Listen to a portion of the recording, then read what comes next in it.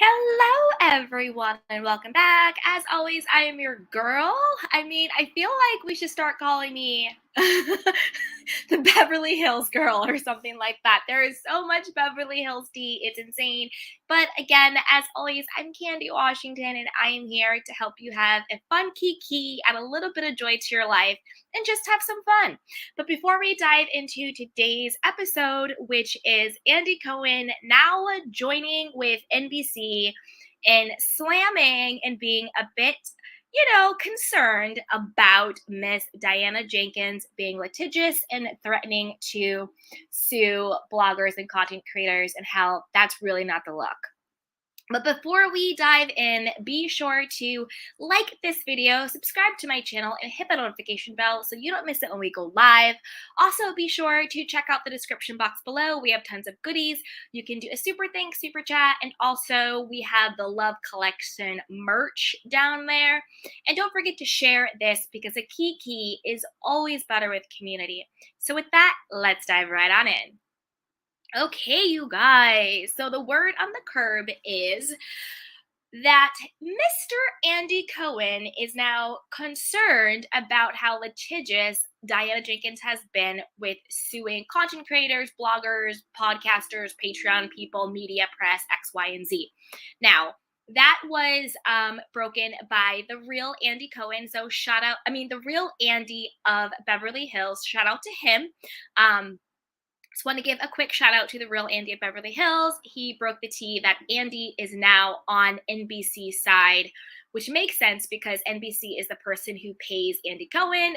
NBC is the company that owns Bravo. So Andy Cohen's checks say NBC on them. So I'm sure he had no problem joining with NBC on the slamming Diana Jenkins train. I also did a video on this back on September 11th.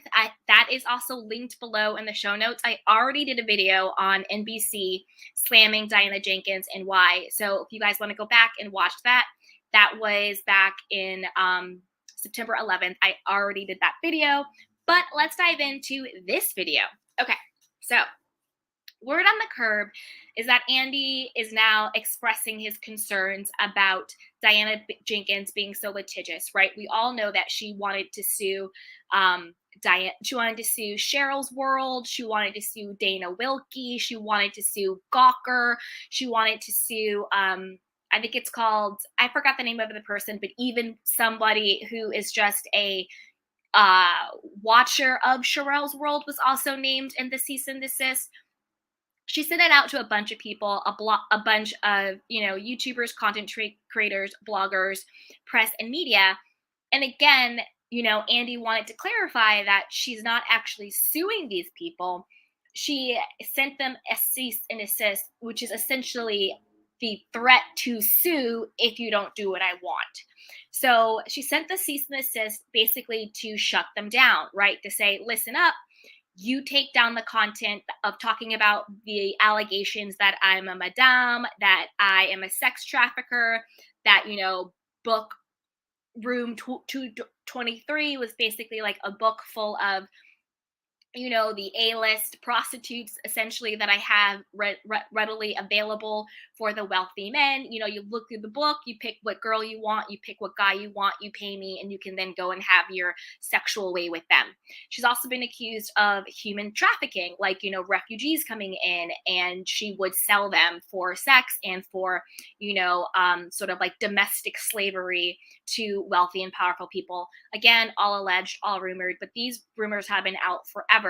And so she sent these cease and desist to, all of the people who were, some of the big people who were talking about it, and basically being like, take down the content, stop talking about me in a derogatory way, or I will sue you. Again, we all know Diana Jenkins likes to do PR stunts the same way she did with her kind of sham foundation charity that she set up for the victims of the Lion Air crash. I donated 100K. Psych, I will donate once everybody else sends me their money. She hasn't donated a dime, so Diana likes to threaten to do things. But again, sending these cease and desist and being litigious and threatening to sue people is not a good look for multiple reasons. One, it's not a good look because a it creates bad blood between content creators and bloggers and Bravo. We literally just saw Candy from The Real Housewives of Atlanta do a YouTube press tour, right? So clearly Bravo and NBC are trying to create good relationships between content creators, bloggers and YouTubers and Patreon and podcasters, because we really are the people that keep the Bravo train going. If we weren't tweeting about it, if we weren't posting about it, if we weren't doing videos about it, that could really hurt Bravo's bottom line. The bread and butter of these shows is us. So if you shut us down, you shut the whole thing down. In 2022, you have to be relevant on the YouTube streets. You have to be relevant in the Twitter world. Like, you have to be relevant on social media. That's where the collective of us come together to talk about the shows. So threatening to sue us, and having us not talk about the shows and not talk about the content really is just only going to shoot Bravo in the foot. Diana Jenkins has her, allegedly ill-gotten fortune. She doesn't care. She's off on her boat. She has her car. She has her money. She has her offshore accounts. Diana Jenkins doesn't care. But if we stop talking about Bravo shows, literally Bravo goes away. If we're not watching, if we're not talking, then they have no audience. And if you don't have an audience, you don't have advertisers. And if you don't have advertisers, you don't have money. That's their revenue. So this is a really bad look. And again, like I said, Candy from Real House of Atlanta literally just did a huge YouTube press tour. So clearly, Bravo and NBC are looking to get in good with content creators. On the other hand, again, with these cease and desist and threatening to sue, that opens up Bravo and NBC to litigation, to, having a microscope on what's going on. Andy was saying allegedly, that the producers were worried that their emails and their text messages and their dinner conversation and their brunch conversation, would either be leaked or subpoenaed, showing that they were sending each other, articles about, Diana's allegations of being a sex trafficker and a madame and all of these things, right? And, that coming to light and that being exposed. And also, if you sue someone, the other side has discovery, meaning they're going to subpoena Bravo and NBC's, exactly what we said. They're going to subpoena the emails. They're going to subpoena all of the footage. Look what they did to Erica Jane. Look what they did to Jen Shaw. They subpoenaed all of the footage, all of the information in order to build a case. So if she really does, move forward with these lawsuits, which again is doubtful, she was just threatening the bloggers to basically shut up about her. But if she were to move forward, that opens up NBC and Bravo to a lot of litigation and to a lot of exposure, of being exposed. You don't want your private internal corporate emails and text messages and kitchen table talk being subpoenaed and revealed in a lawsuit and therefore being made public, right? They don't want that. They don't want that smoke. And it also shows that Diana doesn't really have a case against these bloggers and YouTubers. They did not create the rumors. You know what I mean? They did not create the rumors. These rumors have been out for decades. As much as Diana's team allegedly tried to sweep the internet and remove all of the articles about her, the gag is she didn't remove the most important ones.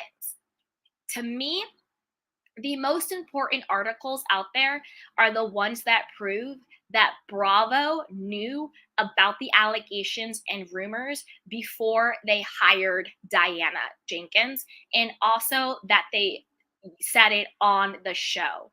Because to me, that takes away any liability that the media or the press or the bloggers or the YouTubers have in this situation, because they're just doing their jobs. They watch the shows, they report on what is said in the show.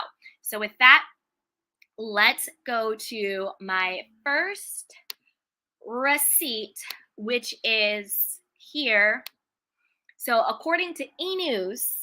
back in June, Real Housewives of Beverly Hills Diana Jenkins shuts down quote unquote ridiculous sex trafficking and Madame rumors. Diana Jenkins addressed past rumors stemming from a book she released featuring several intimate photos of celebrities on the June 15th episode of The Real Housewives of Beverly Hills. So, if E! News is reporting on the fact that in the actual episode, Bravo's producers are addressing the fact that there are rumors that Diana Jenkins was a sex trafficker and a madame, then what exactly is Diana threatening to sue these YouTubers and content creators over? This proves that not only did Bravo know, but it also proves that these rumors existed prior to any of these content creators talking about it. You know what I mean? So it shows that they did not create the rumor, that they didn't just make it up out of thin air, that the rumor existed. Bravo showed it and they reported on it, which is what you do when you cover this type of content. The second receipt, according to The Sun, again, back in June, Naked Truth, Real Housewives of Beverly Hills newbie Diana Jenkins breaks silence on rumors she's a madame of high-class prostitutes after releasing nude book. Real Housewives of Beverly Hills newbie Diana Jenkins, that's right, has broken her silence. She spoke out on tonight's episode about the ridiculous gossip that spread after she released a nude coffee table book. Boom. So right there, again, she is admitting on camera that the gossip and the rumors spread after she released the book. Not that the gossip and the rumors started when these content creators and YouTubers just randomly made up this vicious lie about her. So how can you even threaten to sue these people when you're admitting yourself that these rumors already existed prior to you even getting on the show? How can I be the person who started the rumor? I don't know. Again, I haven't seen all of the content that these people have created. But to me, as long as they're saying, again, I'm not a lawyer, I don't know the exact legalities of it. This is just what I think. So take it with what you will. If you're just saying, hey, I watched these shows, I report on what is shown in the shows, these are the rumors that are coming up, these are the allegations that are coming up, I don't see how that's breaking any law. I don't know how that's defamation. I don't know how that's slander. I don't know how that's libel.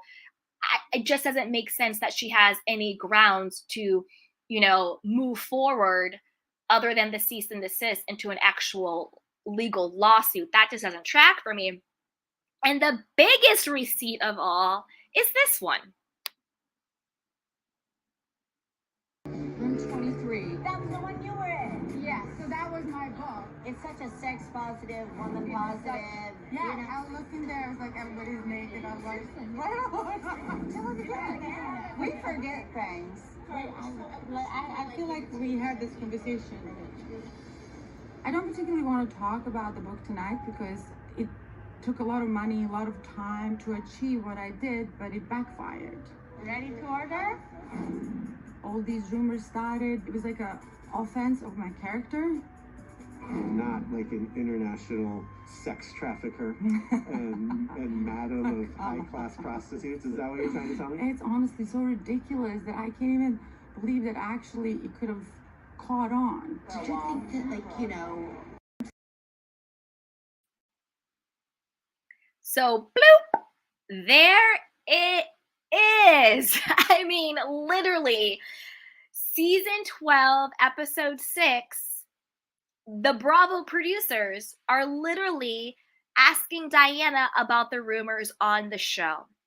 So how exactly are you sending a cease and desist? How exactly are you threatening to sue content creators and YouTubers and bloggers for literally just having an opinion, commentating, and not commentating, commenting, commentating. Oh, geez, Louise. It's been a long day, guys. Commenting on what we've seen on the show. And this shows that Bravo knew. Bravo knew about the allegations. Bravo knew about the stuff, and they aired it on the show for us to look at and watch. So I understand why, Andy's pissed. I understand why, NBC is pissed. Diana, did you not know how a reality TV show works? They're going to look in your closet. They're going to expose everything. Like, you're not going to be able to skirt this stuff. So yeah, they're saying that Andy is pretty much joining in. He wants to make it clear that, you know, Andy Bravo NBC does not condone the fact that Diana is sending cease and desist to bloggers and YouTubers and medias.